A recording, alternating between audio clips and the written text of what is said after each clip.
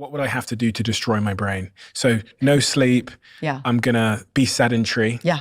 I'm going to have no friends. Yeah. And smoking? Smoking is very bad for your health and your brain. Okay. Alcohol? Alcohol, I mean, yes, long-term alcohol can cause significant and named brain diseases. Moderation, even moderation now, as studies have shown, is not very good. And the reason why it's not good is that alcohol disrupts your sleep. Even though people drink it to go to sleep faster, the sleep is much more superficial and is not deep, and it's not the healthy sleep. So that is not good overall for sleep, depth and health, and therefore brain health. I'm going to eat a processed diet to hurt my brain. And I'm not going to have a lifestyle that is novel, because we talked about learning. Right, yes. So I'm not going to learn anything new.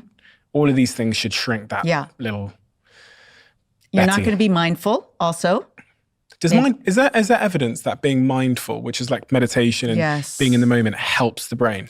It does. There's beautiful studies showing brain plasticity in the areas that are important for focused attention. Meditation, the practice of meditation, is basically a practice of enriching the function of your prefrontal cortex. So you can focus on that object, either the breath or loving kindness is a form of meditation. So yes, there's been studies that brain changes occur in long-term meditators that are absolutely beneficial. What if I'm on social media all the time? Because isn't that good for me, because I'm going to be seeing lots of new things all the time and I'll be learning lots of new things. So if I sat on a screen for 7 hours a day, is that good for my brain, social media? Does that take you away from real people and interacting with real people? Yes. Okay, then it's modulated by that. Is it not the same thing? There's a difference, and I think your brain knows it. And look, there's enormous amounts of evidence showing that the increase in use of social media, especially in young kids, correlate with huge increases in depression and anxiety levels, particularly in young girls. So when kids started getting the smartphones and started to spend more and more, 7 hours a day on social media, that's when the anxiety and depression went up. That's for young kids. I use social media as well as a tool for business. That is a little bit different. I'm not 13 years old, and you're not 13 years old. So there's some warnings I think that need to go into that. But let me be clear. No, it's not the same. Social media is not the same as social interactions face to face with people. Are you concerned about what social media is doing to our brains? Yes. Because we hear those stats around, young girls are struggling most with social media, and we think to ourselves, well, that's because there's a lot of like comparison and all these kinds of things, and there's a lot of like toxic messaging and such. But if we think about the physiological consequences of social media, what it's actually doing to our brains at a chemical level, what would you as a neuroscientist guess is the physiological harm to the brain? Not the sort of psychological, I'm thinking about like not the psychological, okay, oh my God, she's more this than me, but like the physiological harm. But the psychological harm causes stress. Stress releases stress hormone that goes into the brain that at too high and too constant a level can start to first damage connections and then kill cells. So it's intertwined there, and that is part of what is happening. You can't pull one away from the other. Because where social media is designed to kind of, it's like pulling the slot machine handle. I pull down on the feed and I get ping. Oh look, there's a nice picture, and ping. There's notifications and comments, etc. It's that I think about the constant. They say there's constant dopamine hit. Yeah. They refer to it. Is it a dopamine hit? Is that what's happening when we're being stimulated by social media or a slot machine? Yes. And is there any harm in just a constant dopamine hit all day, every day? Well, I'm going to answer that question by saying I would not want to be addicted to gambling. Gambling is addictive. It's hard to get away. You lose all these other things that we just decided were all good for you, including sleep, including social connections, including exercise. And I think that's part of what social media is doing for our young kids is not good, that they're not joining teams outside to be social and interactive in that kind of, now it seems like an old-fashioned way, but it's very, very powerful way for development and brain health. I think I'm addicted to my phone.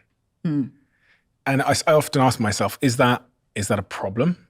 And from what you said, it sounds like the problem is what I sacrifice through that like addiction to that device. Yes. Is that the issue? The issue is I sacrifice social connections, maybe movement. Yeah. You know, although I do work out every day, but the brain is smart enough to know that there's no substitute for real human connections. Absolutely. Absolutely. And that's going to make me what? I need you to help me scare me out of this phone addiction that I think I have, but I know many other people have as well. So that is going to limit your potential for brain growth, for brain plasticity. It is going to limit your possibility for not to be dramatic, but joy in your life. There's different kinds of joy that you have in real person-to-person social interactions that it feels pretty good on social media if you get lots of likes and, but it's not the same. And I would say that to scare yourself out, you're going to have to bite the bullet and do a 2-week phone detox. What would that do to you? How would you feel? I just could never imagine such a thing. Well, which is a real shame, isn't it, really? Because I just think about like my ancestors and my parents. They must think I'm so strange, but it's just the way that, like, when my phone dies, I'm like nervously waiting for it to come back on. I'm like staring at it like, oh my God, like what am I going to do with myself? Like, and I remember those studies they did on people where they gave them the choice of either sitting alone with their own thoughts or giving themselves an electric shock. And a huge amount of people in that study actually would rather give themselves an electric shock than just sit alone with their thoughts, because it's some kind of stimulation. That's kind of how I think I am now. Like, I don't know what I'd do without my phone.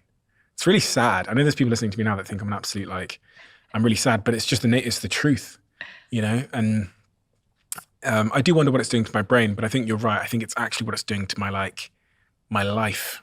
Yeah. The joy, the connections, right. the being there to experience things. And I mean, that point that you made is a very profound one. The not wanting to be alone with your thoughts is the core of meditation.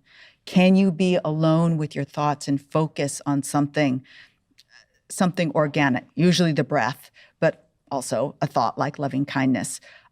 That is a very powerful practice to do, and it's hard. I find it hard too, and I notice I find it harder when I'm using social media and when I'm using my phone more.